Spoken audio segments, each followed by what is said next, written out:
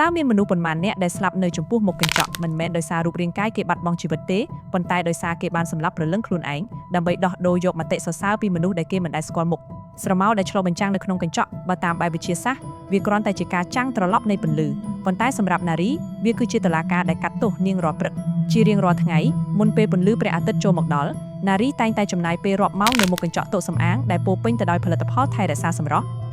ម្រាមដៃរបស់នាងអង្អែលលើស្បែកមុខយ៉ាងហ្មត់ចត់ស្វែងរកស្នាមអុចខ្មៅឬស្នាមជ្រីវជ្រួញដែលមនុស្សទូទៅមើលមិនឃើញសម្រាប់នាងស្នាមតូចមួយគឺជាបរាជ័យហើយភាពមិនល្អឥតខ្ចោះគឺជាបណ្ដាសា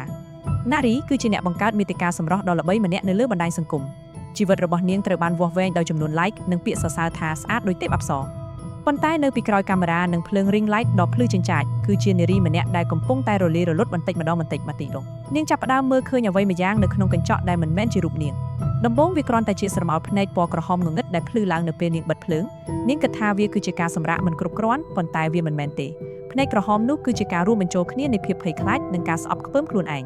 រាល់ពេលដែលនាងផាត់មុខកាន់តែក្រាស់ដើម្បីលាក់បាំងភាពពិតភ្នែកក្រហមនៅក្នុងកញ្ចក់នោះកាន់តែច្បាស់ឡើងវាមិនមែនជាខ្មោចដែលមកពីក្នុងភ្នូរទេប៉ុន្តែវាគឺជាខ្មោចនៃតថភាពដែលនាងបានបដិសេធយប់មួយនៅពេលដែលនាងកំពុងកែសម្រួលរូបថតរបស់នាងឲ្យកាន់តែស្អាតជាងការពិតស្រាប់តែមានសម្លេងខ្សឹបចេញពីកញ្ចក់វាមិនមែនជាសម្លេងគំរាមកំហែងទេប៉ុន្តែជាសម្លេងយំអួលដើមកដែលស្រដៀងនឹងសម្លេងរបស់នាងកាលពីក្មេងនារីងើបមុខឡើងសម្លឹងកញ្ចក់រូបភាពក្នុងកញ្ចក់មិនបានធ្វើចលនាតាមនាងទេរូបភាពនោះកំពុងតែយកដៃខ្វិចស្បែកមុខខ្លួនឯងចេញបកស្រទាប់ម្សៅនិងគ្រឿងសម្អាងចេញទាំងឈាមស្រស់ៗរហូតដល់ឃើញតែសាច់ឆៅភ្នែកពណ៌ក្រហមនោះសម្លឹងចំមកនាងរួចសួរដោយសម្ដីត្រជាក់ស្រេបថាតើឯងនៅចាំមុខពិតរបស់ខ្លួនឯងទេនារីភ័យខ្លាចរហូតដួលសន្លប់នៅពេលនាងដឹងខ្លួនឡើងនាងបានយកក្រណាត់ខ្មៅមកគ្របកញ្ចក់ទាំងអស់នៅក្នុងផ្ទះនាងលែងហ៊ានមើលខ្លួនឯងប៉ុន្តែការរត់គេចពីកញ្ចក់មិនមែនជាការរត់គេចពីការពិតឡើយនាងចាប់ផ្ដើមមានអារម្មណ៍ថាស្បែករបស់នាងកំពុងតែរមាស់ដូចមានសត្វល្អិតរាប់លានក្បាលរត់នៅក្រោមស្បែកមុខ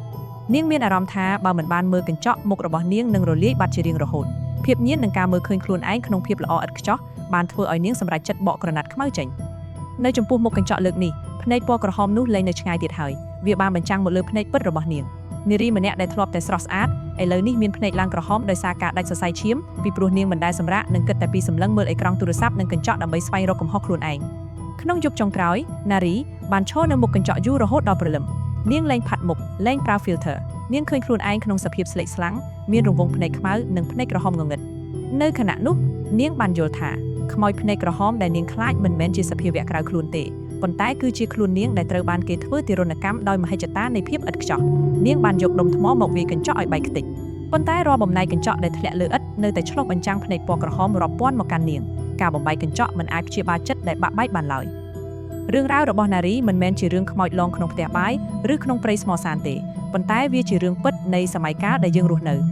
យើងទាំងអស់គ្នាកំពុងតែចិញ្ចឹមភ្នែកក្រហមនៅក្នុងខ្លួនរាល់ពេលដែលយើងយកតម្លៃពិតនៃជីវិតទៅដោះដូរនឹងរូបភាពសិប្បនិម្មិតនៅទីបំផុតគ្មានគ្រឿងសម្អាងណាអាចបិទបាំងភាពទទេស្អាតក្នុងចិត្តបានទេហើយក៏គ្មានកញ្ចក់ណាអាចប្រាប់យើងថាយើងជាអ្នកណាបានឡើយប្រសិនបើយើងមិនព្រមទទួលស្គាល់ខ្លួនឯងក្នុងសភាពដែលយើងពិតនោះ